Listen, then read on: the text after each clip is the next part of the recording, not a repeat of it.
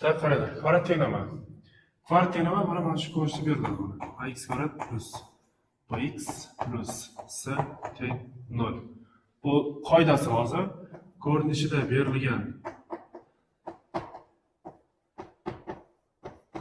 berilgan tenglamaga kvadrat tenglama deyiladi.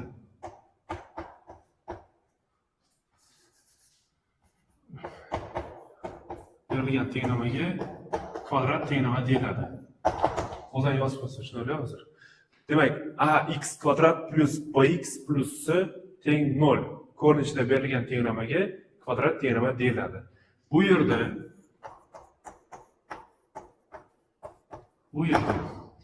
Xo'p, a, b koeffitsient, to'g'rimi? Xo'p, a ni bosh koeffitsient deyiladi. Bosh koeffitsient yoki birinchi koeffitsient deyiladi. Shunday, birinchi koeffitsient yoki bosh koeffitsient. Bu ikkinchi koeffitsient. İkinci koeffitsient. S nima edi? Ozod xat. Ozod xat. Shunday, a bosh koeffitsient, b ikkinchi koeffitsient, s ozod xat. Tenglama ildizlari bitta bo'lishi mumkin, ikkita bo'lishi mumkin yoki umuman bo'lmasligi mumkin deydi, to'g'rimi? Va o'sha tenglama ildizlari nechtaligini ko'rsatuvchi qiymatga diskriminant deyiladi. D bilan belgilanadi. Shunday katta D bilan belgilanadi. Mana shu diskriminant, ya'ni mana shu D tenglama ildizlarini, ya'ni nechtaligini ko'rsatib beradi. Ya'ni bitta bo'ladimi, ikkita bo'ladimi yoki bo'lmaydimi?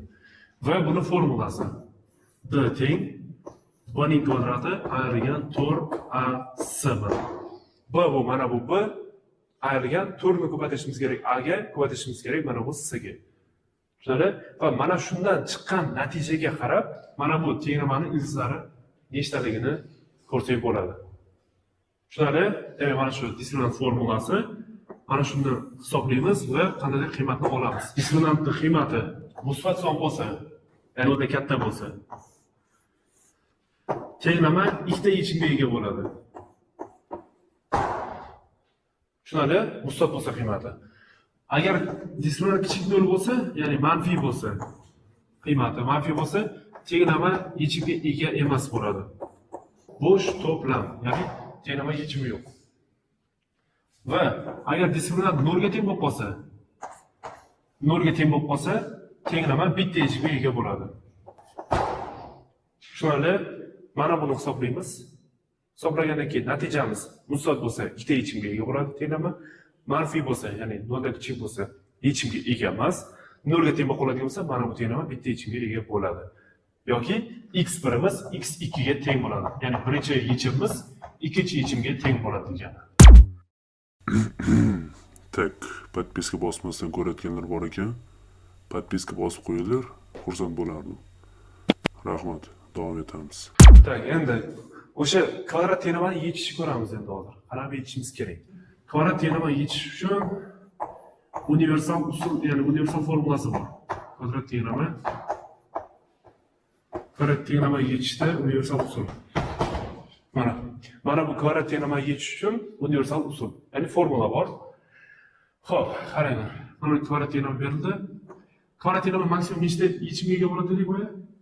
Ikkita. Demak, mana x birinchi yechim, virgul ikkinchi yechim. Ya'ni x 1 2 deb yozamiz buni. Kasr chizma chizaman va formulaga qo'yamiz endi. Minus b plus minus iltizosida b ning kvadrati ayrilgan 4 ko'paytirilgan ac mana. Ya'ni nima bo'lyapti? Ildiz ichida boyagi diskriminant bo'lyapti. Shunday, boyagi diskriminant formulasi chiqaraydi-ku. O'sha ildiz ichida yozishimiz kerak. Mahrajda esa 2 ni ko'paytirishimiz kerak manba a ga. Mana shu formulaga qo'ysak, mana bu kvadrat tenglamani yechamiz. Shunday.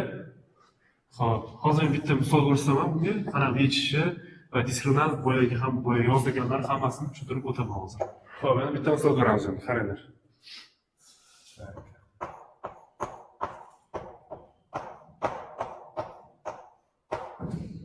3 dedik, teng bo'lgan. Plus 3. Tak, mana kvadrat tenglama berilgan. 4x kvadrat ayrilgan 17x qo'shilgan 3 teng 0. Mana shuni yechishimiz kerak. Birinchi. A, B'larni ajratib olaman. Ya'ni A necha teng bo'lyapti, B va C necha teng bo'lyapti. O'shani yozib chiqishim kerak. A necha teng bo'lyapti? A bu x kvadratning oldidagi koeffitsient edi. Buni oldidagi koeffitsient. Nechaga? 4 ga. B necha teng bo'lyapti? Qaranglar. Mana bu yoqqa yozib qo'ying. Aslida mana shunaqa bo'lishi kerak kvadratinimi. Ax kvadrat plus bx plus c. Tushunadi? Va mana bunaqa misol berildi. A ning koeffitsiyenti necha teng bo'lyapti? A 4 ga, mana. A 4 ga teng bo'lyapti. B necha teng bo'lyapti? -17 ga teng bo'lyapti. Shuni ishorani hisobga olishimiz kerak. Tak, c necha teng bo'lyapti? 3 ga teng bo'lyapti. Hammasini yozib oldik buni. To'g'rimi? Endi boya formulaga qo'yamiz. Formulamiz x bar 2 minus b plus minus izosida b ning kvadrati ayirgan 4ac formulasi. Taqsim 2a. Mana shunga qo'yishimiz kerak va terimani yechamiz. Tushunadi? Demak, joy-joyiga qo'yaman. Kasr chizaman. Minus b. Minus b. Bu yerda b ning qiymati necha bo'lyapti? Minus 17 bo'lyapti, to'g'rimi? Demak, mana bu minus formuladagi minusni yozaman va b ning qiymati necha bo'lyapti? Minus 17 bo'lyapti. Qavsga minus 17 yozaman mana. Tushunarli? Mana bu minus mana yozdim va b ning qiymati o'zimga yozib qo'ydim. Plus minus izosida b ning kvadrati, ya'ni minus 17 ning kvadrati. 17 ning kvadratga oshirishimiz kerak. Manfiy sonning kvadrati baribir 190 bo'lib ketadi. Shunda 17 ning kvadrati 289 mana. Tushunarli? Ayrilgan 4 ko'paytirilgan. A ning qiymati nima bo'lyapti? 4 bo'lyapti. Ko'paytirilgan. C ning qiymati nima bo'lyapti? 3 bo'lyapti mana. Taqsim 2 ni ko'paytirish kerak A ga. A ning qiymati 4 bo'lyapti mana. Bo'ldi, mana shuni ham hisoblashimiz kerak bo'ldi. Tushunarli? Minus 17. Nima ketadi? Musot ketadi 17 ni o'zi. Plus minus. Endi ikkinchini hisoblashimiz kerak. 289 dan ayiraman 4 kara 4 16, 16 3 ga bo'lsa 48 dan. 289 dan 48 dan ayirsak 241 mi? Ildiz ichida 241. 2 ni 4 ga ko'paytirsak 8 mana. Tak, 241 dan ildizdan son chiqadimi, chiqmaydimi? Ildizdan chiqmaydi. Demak, ildiz shunday qoladi. Xo'p, endi mana bu plus minus nima? Mana bu plus minus bu mana bu x birinchi bilan ikkinchi qiymati. Ya'ni x1 keyin mana birinchi qiymati farqi yo'q. Ikkalasidan bittasini olamiz. 17 qo'shilgan ichida necha? 241 taqsim 8. Bu mana telemani birinchi yechimi. Tushunarli? Ikkinchi yechimi xuddi shu nimasi minusligi mana ikkinchisini olamiz. Minus izosida 241 taqsim 8 mana. Ikkita yechimga ega bo'lardi, mana ikkita yechimga ega bo'ldi. Tushunarli? Endi tekshirib ko'ramiz bu diskriminant qayerda edi? Diskriminant formulasi bu yoqqa yozay. B kvadrat ayrilgan 4ac. Shunga qo'shib kerak edi, to'g'rimi? Tak, b ning kvadrati necha bo'ldi? Minus 17 ning kvadrati bo'lardi. 289 dan ayiraman 4 ko'paytirgan. A ning qiymati 4 ga teng, C ning qiymati 3 ga teng. Tak, 289 dan ayiraman 48. Javob 241 bo'ldi. To'g'rimi? 241 qanaqa son? Musot son. Ishorasini aytadigan bo'lsa musot son. Demak, ham diskriminant 241 ga teng bo'lyapti. Diskriminantimiz 241 musot son bo'lyapti. Ya'ni 0 katta bo'lyapti 0 dan. 0 dan katta bo'lsa nima edi? Ikkita yechimga ega bo'ladi edi. To'g'rimi? Ikkita yechimga ega bo'ldimi? Mana ikkita yechimga ega bo'ldi. Tushunadi? Nega aynan mana bunga bog'liq? Chunki diskriminant mana bu yerda nimaning ichida? Ildizning ichida. To'g'rimi? Ildizning ichidagi son musbat bo'lsa, bu ma'noga ega. To'g'rimi? Ildiz ichida so'chib 4, yoki ildiz ichida 5. Bu ma'noga ega, chunki bu kvadrat ildiz bo'lyapti. Mana shu diskriminant kvadrat ildizning ichida bo'lgani uchun diskriminantga bog'liq mana shu terma yechimlar soni. Tushunarli? Agar manfiy bo'lib qoladigan bo'lsa, bo'shliq bilan bo'lardi. To'g'rimi? Nega? Chunki kvadrat ildiz ichidagi manfiy son bu ma'noga ega emas. Ya'ni kvadrat ildiz ichida -3. Bo'shliq bilan bo'larmidi?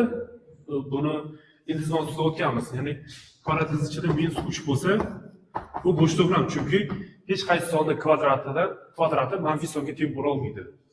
To'g'rimi? Ya'ni qaysi sonning kvadrati -3 ga teng? Bunaqa son yo'q. Demak, ildiz ichida manfiy son bo'lishi mumkin emas ekan. Xo'p, agar diskriminant teng 0 bo'lsa, nima edi? Bitta yechimga ega edi. Bitta yechimga. Xo'p, mana bu narsa 0 ga teng bo'lib qoldi-da. Ildiz ichidagi son 0 ga teng bo'lib qoldi. Shunda nima bo'lib qoladi? x1 2 teng minus b taqsim 2a bo'lib qoladi. Bo'ldi mana. Chunki bu taraf 0 bo'lib ketdi-yu. To'g'rimi? Ayirsa ham, qo'shsa ham natija o'zgarmaydi. O'shuning uchun minus b taqsim 2a bo'lib qoladi bo'ldi. Ya'ni bu birinchi boya yozuvdim boya esa x1 teng x2 deb yozuvdim. Demak x1 bilan 2 teng bo'lyapti minus b taqsim a ga, 2a ga. Shunday degan mana bu diskriminantga bog'liqligi. Ildizning ichida bo'lgani uchun. Kvadrat tengsizlik. Xuddi boyagi kvadrat teoremaga o'xshab ax kvadrat plus bx qo'shilgan s teng 0 emasda, katta 0, kichik 0, xullas tenglik belgilari bo'ladi-yu 4 ta, to'g'rimi? Katta 0, kichik 0 xuddi shu ko'rinishda keladi. Bu yerda ham diskriminantga bog'liq. Diskriminantga bog'liq bo'ladi. Lekin diskriminantga olib kelishdan oldin birinchi qiladigan amalimiz mana shu kvadrat teoremani ko'paytuvchiga ajratib olishimiz kerak bo'ladi. Shunday, ya'ni ko'paytuvchi ajratganda birinchi mana bu kvadrat teoremani iltizamni topib olishimiz kerak. Boyagi x1 x2 bor, formulasi. Mana bu yozib qo'yib, birinchi amal, ikkinchi amal. Birinchi amal x1 2 formulasi orqali mana bu formula orqali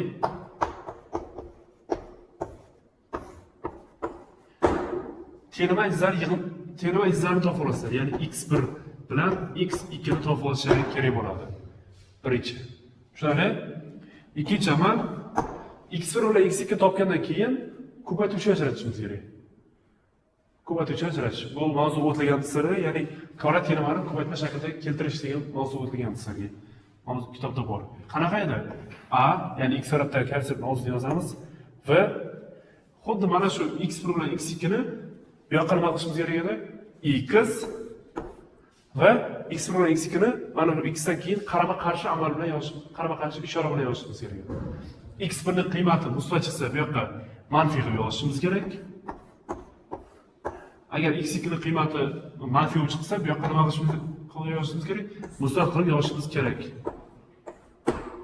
Shunday qarama-qarshi bilan. Endi bu yerda mana qilmayman, hammasini men yutib turibman.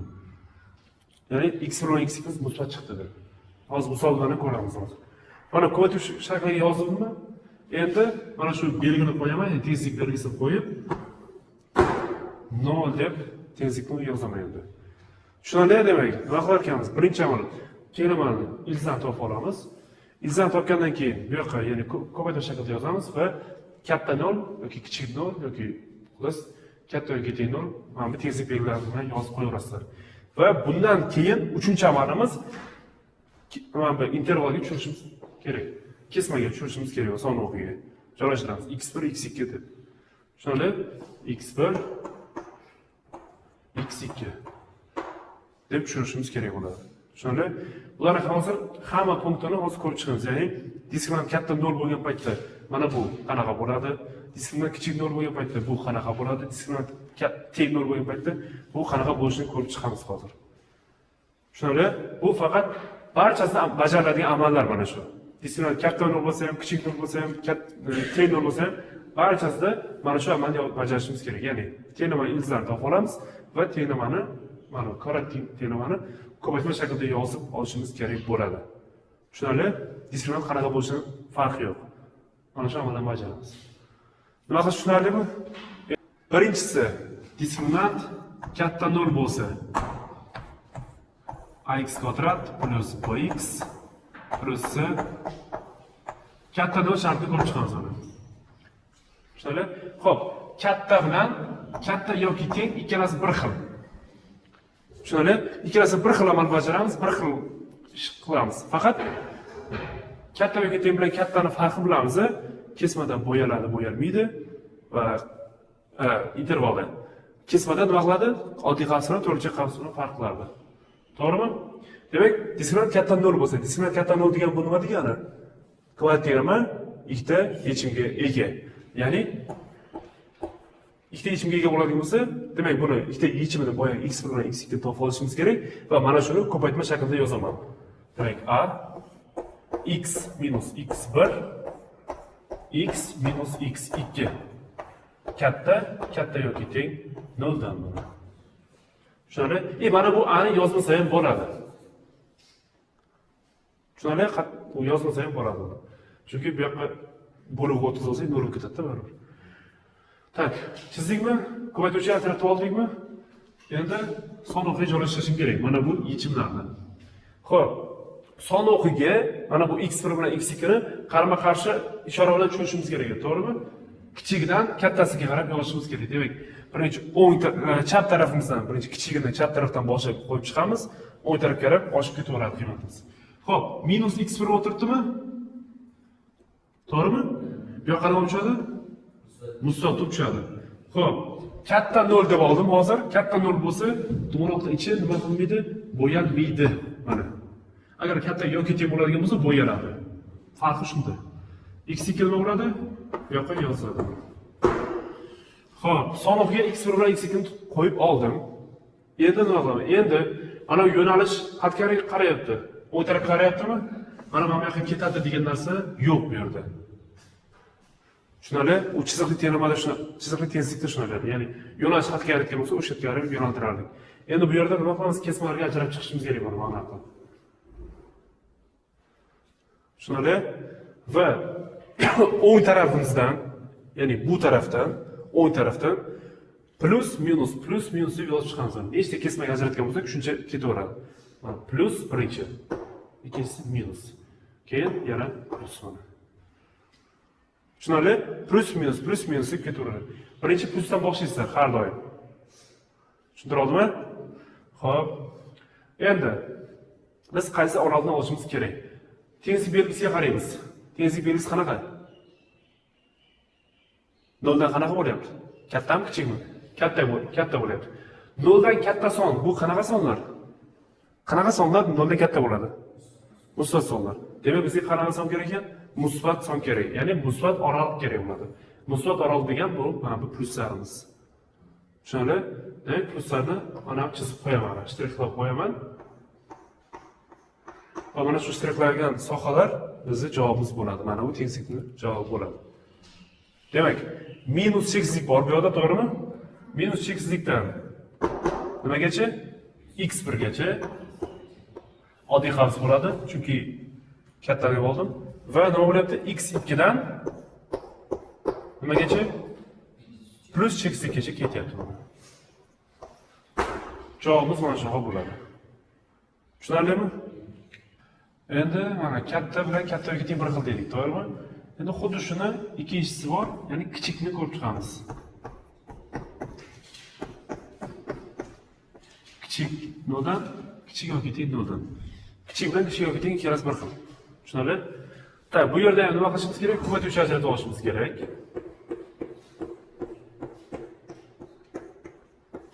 Kichik 0 dan, kichik yoki teng 0 dan mana.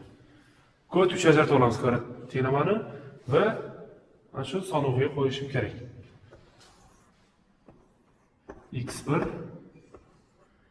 x2 mana. Kesmalarga ajratib chiqaman. Xo'p, xuddi mana bu ishni qilaman, ya'ni plus minus yozib chiqaman, chizib. Xo'p. Bundan umuman farq qilmadi qilgan ishlarimiz. Nima qildik? Ko'paytuvchi ajratdik, bu yerda ham xuddi shu ishni bajardik. Kichik 0 dan bu katta 0 dan farqi shunda. Kesmaga joylab, sonog'iga joyladim va kesmalarga ajrab chiqdim. Plus minus yozib chiqdim. To'g'rimi? Endi ya'ni oralig'imiz o'zgaradi mana bu kesmalarning ichida. Xo'p, 0 dan nima bilan tenglik belgisi qanaqa bo'lyapti? Kichik bo'lyapti. Qaysi sonlar, qanaqa sonlar 0 dan kichik bo'ladi? Manfiy sonlar. Demak, bizga qanaqa oraliq kerak ekan? Manfiy oraliq kerak mana. Ya'ni minus oraliq kerak bo'ladi bizga. Javob nima bo'lyapti shunda? x1 dan x2 gacha. Oddiy hasbini yozaman. Tushunarlimi? Farqi tushunarli bir-biridan qanaqa olish? katta bo'lsa musbatroqni olish kerak, kichik bo'lsa manfiyroqni olishimiz kerak bo'ladi. Tushunarli? Yozib olinglar. Xo'p, endi ikkinchi shart qaranglar. Diskriminant 0 dan kichik bo'lsa, bu nima degani? Teorema yechimga ega emas, ya'ni bo'shliq ham bo'lsa. Qaranglar. Bunda endi javoblar oson bo'ladi. Katta yoki teng 0 bo'lsa. Qaranglar. Diskriminant kichik 0. Ax kvadraт plus bx plus c katta 0 dan. To'g'rimi? Diskriminant kichik 0 degani bu mana bu tenglama yechimga ega emas, ya'ni x1 bilan x2 ni topa olmaymiz degani. Qanotlarning qiymati yo'q. Birinchi nima qilishimiz kerak edi buni? Ko'paytiruvchi ajratib olishimiz kerak, to'g'rimi? x minus x1, x minus x2 da. Lekin uni ko'paytiruvchi ajratib olmaymiz, chunki x1 bilan x2 yo'q. Demak, x ya'ni diskriminant katta kichikina 0 bo'lsa, tenglama yechimga ega emas bo'lsa, mana bu tenglama har doim musbat son degani. Ya'ni x ni o'rniga ixtiyoriy sonni qo'ygan taqdirda ham qiymatimiz har doim musbat son chiqadi degani bu. Tushunarli? Har doim musbat son chiqadi. Demak, bu har doim musbat son bo'ladigan bo'lsa va u 0 dan katta bo'lyapti, to'g'rimi? Musbat son 0 dan kattami? Musbat son 0 dan kattami? 0 dan katta, to'g'rimi? Demak, x ni o'rniga ixtiyoriy sonni qo'yapmiz. Bu degani nima degani? X tegishli r degani. Ya'ni x ixtiyoriy qiymatni qabul qiladi o'ziga. Ya'ni x o'rniga ixtiyoriy sonni qo'ysa bo'ladi. X tegishli r yoki minus cheksikdan plus cheksikgacha bo'lgan sonlar degani. Tushunarli? Ikkala mana bu tezlik ishorasi farqi yo'q belgisida. Katta yoki tengda ham, kattada ham xuddi shunday javob bo'ladi. Tushunarlimi? Endi ikkinchisi. Xuddi shu ax kvadrat plus bx plus c kichik 0 bo'lsin yoki kichik yoki teng 0 bo'lsin. Ikkalasi ham javob bir xil bo'ladi. Tak. Yechimga ega emas. Tenglamamiz yechimga ega emas va yechimga ega emas bo'lsa nima dedik? Har doim qanaqa son? Musbat son.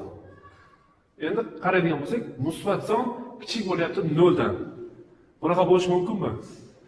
Musbat son 0 dan kichik bo'lishi mumkinmi? Yo'q. X ni o'rniga ixtiyoriy qiymatni qo'ygan taqdirda ham musbat son bo'ladi va mana shuni qiymati 0 dan kichik bo'lsin deyapti. Bo'lishi mumkin shu narsa? Bo'lishi mumkin emas. Shuning uchun nima bo'ladi? X teng bo'sh to'plam. X teng bo'sh to'plam degani, ya'ni biz mana manba tenglamaga x ni o'rniga qandaydir sonni qo'yishimiz kerak edi. Natijada mana shuni natijasi manfiy bo'lishi kerak, 0 dan kichik bo'lishi uchun. Tushunarli? Lekin unaqa x ni o'rniga qo'yadigan son yo'q. Ya'ni x ni o'rniga ixtiyoriy son qo'ygan taqdirda baribir musbat o'tib ketaveradi, bu manfiy bo'lmaydi u. 0 dan kichik bo'lmaydi. O'shaning uchun bo'sh to'plam. Tushunarli? Endi 3-sharti diskriminant teng 0 bo'lsa. Bu nima degani? Teng 0 degani bitta yechimga ega. Ya'ni ax kvadrat plus bx plus c katta bo'lsa 0 dan yoki katta yoki teng 0 bo'lsa. Xo'p, tenglama xlari bitta. Ya'ni bitta degani bu x1 bilan x2 o'zaro teng bo'lsa, to'g'rimi? X minus x1 bo'lishi kerak edi, x minus x2 bo'lishi kerak, to'g'rimi? Shunaqami? Endi x1 bilan x2 teng. Ya'ni mana bu x2 ni o'rniga men x1 ni qo'ysam ham bo'ladi degani. Natijada ikkita xavf bir xil bo'lib qoldimi? Shunda nima bo'ladi? X minus x1 ning tashqi kvadrati bo'ladi mana. Katta bo'lyapti nimadan? 0 dan. Tak, to'xtaylar. Men bu shartni o'chirib turaman. Katta yoki tengda boshqacha shart bajariladi. Tushunarli? Katta 0 dan mana. Tushunarli? Agar mana shunaqa bo'lib qolsa, ya'ni katta 0 bo'ladigan bo'lsa, biz mana bu x ni o'rniga shunday sonni qo'yishimiz kerak. Natijada mana buni natijasi 0 dan katta bo'lishi kerak. Tushunarli? Endi men mana bu x ni o'rniga ixtiyoriy son qo'yishim mumkin. Mana bu ishi manfiy bo'lib qo'ygan taqdirda ham mana bu yerda kvadrat bor, kvadrat nima qiladi uni? Musbat qiladi. To'g'rimi? Chunki manfiy son kvadrat musbat son-ku. Musbat son har doim 0 dan katta. To'g'rimi? Faqat bitta narsa bor. Mana bu x ni o'rniga men mana bu x1 ni qo'ya olmayman. Ya'ni mana bu yerda x minus 2 bo'ladigan bo'lsa, x minus 2 ni tashqi kvadrati bo'ladigan bo'lsa, mana shu x ni o'rniga men 2 ni qo'ya olmayman. Chunki 2 dan 2 dan bersam 0 bo'lib qoladi, 0 ning kvadrati katta 0 bo'lib qoladi. Ya'ni 0 o'zidan katta bo'lib qoladi. Biron narsa bo'lishi mumkin emas. Ya'ni 0 o'zidan katta bo'la olmaydi. To'g'rimi? O'shaning uchun men mana bu x ning o'rniga x birdan tashqari ixtiyoriy sonni qo'yishim mumkin. Tushunarli? Demak, men x ning o'rniga faqat x ni qo'ya olmayman bo'ldi. Demak, x teng emas x 1 ga bo'ladi ekan, bo'ldi. Tushunarli? Demak, son o'qidan x1 ni chiqarib tashlashimiz kerak. Mana x1 son o'qidan chiqarib tashlash uchun mana ikkita tarafga ketadi yo'nalish. Shunda bu yerda manfiy sonlar bor. Ya'ni minus cheksizlikdan x1 gacha va x1 dan plus cheksizlik gacha degan javob bo'ladi. Tushunarli? Endi yoki teng bo'lsa ax kvadrat plus bx plus c katta yoki teng 0 bo'ladigan bo'lsa, bu yerda ham xuddi shunaqa bo'ladi. Ya'ni x minus x1 ning tashqi kvadrati bo'ladi, katta yoki teng 0 dan. Endi bu yerga men bu x ni o'rniga x1 ni qo'ya olaman, chunki yoki tengi bor mana bu yerda. To'g'rimi? Ya'ni 0 katta yoki teng 0 bo'lib qoladi. O'shaning uchun men x ni o'rniga ixtiyoriy sonni qo'yishim mumkin. Mana. Tushunarlimi? Xo'p, endi ikkinchisi nima? Kichigini ko'ramiz endi. Kattani ko'rdik. Plus bx plus c kichik 0 dan mana. Kichik 0 dan. Ko'paytiruvchi ajratamiz. Ko'paytiruvchi ajratadigan bo'lsa x minus x1 ning tashqi kvadrati kichik 0 bo'ladi. To'g'rimi? Xo'p, endi bu yerda x ni o'rniga x1 ni qo'ysam 0 kichik 0 bo'lib qoladi. Bu noto'g'ri bo'lish. To'g'rimi? X ni o'rniga misol uchun x minus 2 deb tasavvur qiladigan bo'lsak, 3 ni qo'yadigan bo'lsak 3 minus 1. Agar 3 minus 2 1 ga teng, kvadrati 1 ga teng, 1 kichik 0 bo'lib qoladi. To'g'rimi? Ya'ni men x ni o'rniga mana bu yerda ixtiyoriy bitta sonni qo'ysam, x1 dan tashqari, x1 dan tashqari boshqa sonni qo'yadigan bo'lsam, natija baribir musbat bo'ladi, chunki kvadrat bor. To'g'rimi? Musbat son hech qachon 0 dan kichik bo'la olmaydi. Demak, javob nima bo'lar ekan? Bo'sh to'plam bo'ladi buni. X ni o'rniga men umuman son qo'ya olmayman. Ya'ni bu shartni qanoatlantiradigan. Shunday xos bir ikkita misol bilan ham tushuntiraman o'z hammasini. Endi yoki tengi bo'lsa, endi bu yerda vaziyat sal boshqacha bo'ladi. X minus x1 ni tashqi kvadrati kichik yoki teng 0. Endi bu yerda men faqat x ni o'rniga x1 ni o'zini qo'yishim mumkin. x1 ni o'zini, ya'ni shunda x1 ni qo'ysam, mana bu yerga. x1 minus x1 nechaga teng? 0 ga teng. 0 ning kvadrati 0. 0 kichik yoki teng 0. Bu to'g'rimi? 0 kichik yoki teng 0 dan. Yoki teng bo'lgani uchun to'g'ri. To'g'ri? Shuning uchun x ni o'rniga men faqat x1 ni o'zini qo'ya olaman. Javobimiz x teng x1 bo'ladi faqat.